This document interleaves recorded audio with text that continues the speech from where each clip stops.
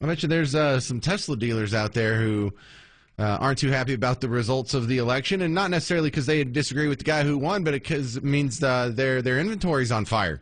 Scott Baradell from Idea Grove's coming back on the James Show. Look, you help people manage their brands like that. Is this Tesla thing going to blow over, or is half the country going to hate that brand forever? It could certainly be the latter. Elon Musk has done something that's you just can't do if you want your brand to be successful in 2025, and that's he's taken a political position that is just not aligned with that of a lot of his customers, and he's so visible about it that it's affecting sales big time. I just saw something that in Europe sales are down 45%. It's not good. Well, could he maybe no longer be the world's top-selling car manufacturer and just end up being a niche car company? Like Fox News only services half the country, and they're the most successful basic cable network out there.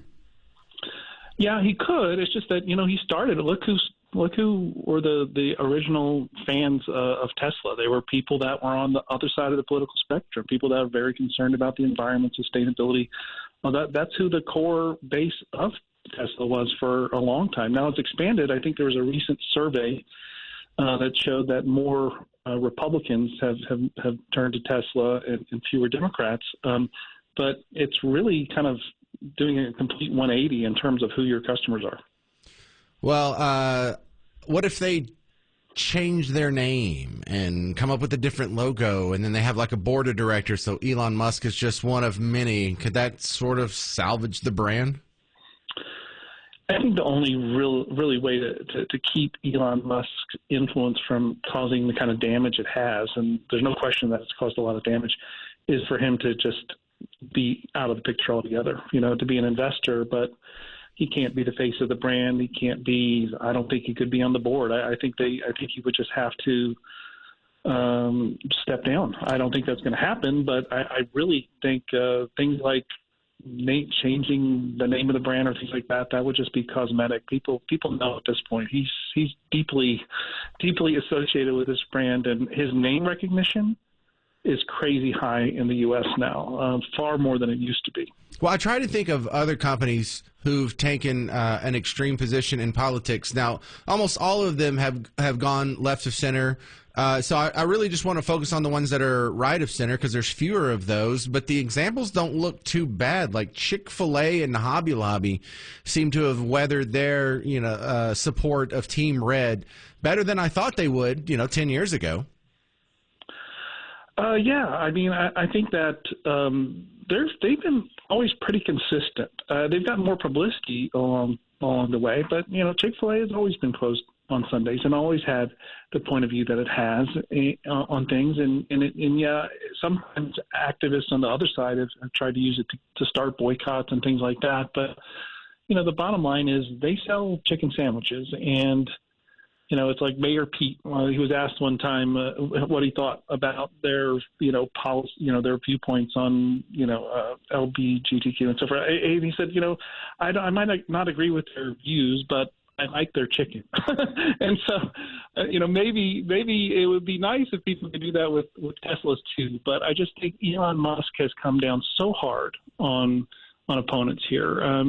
Chick-fil-A was kind of in the background. They didn't have like their CEO running around going to the White House making pronouncements that would, alienate people so intensely, which is what Elon Musk has been able to do. All right, so let me ask you this, Scott Baradell. I come to you and I say, Scott, I have a bar. I want to make it a MAGA-themed bar. Would you recommend for that or against that? Or here's what I suspect. I think location would matter, because if you're out where I'm from in Bug Tussle, or maybe you're out in like far north Dallas and someplace that is kind of deeply red, I think that would be a good idea. Or is it ever a good idea? Well, you can, it's like I always tell people, I tell my clients, and when it comes to issues like, say, climate change, you can be in favor of sustainability, do all the same things, and not step on a minefield like talking about climate change, and alienating people. In the case of MAGA, there's all kinds of things in terms of the values of MAGA, positive values of MAGA, that you can support and that your business can represent without people wearing MAGA hats. There's just no reason to go there.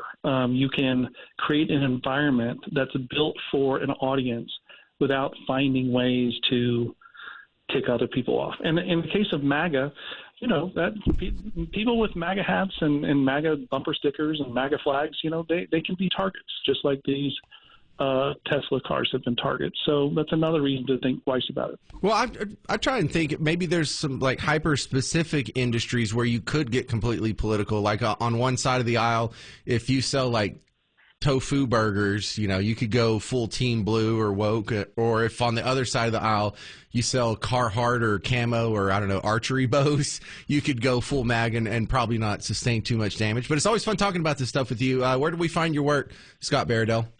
Well, my agency is Idea Grove, and you can go to ideagrove.com. Thank you very much, sir. Scott Baradell on The James Show.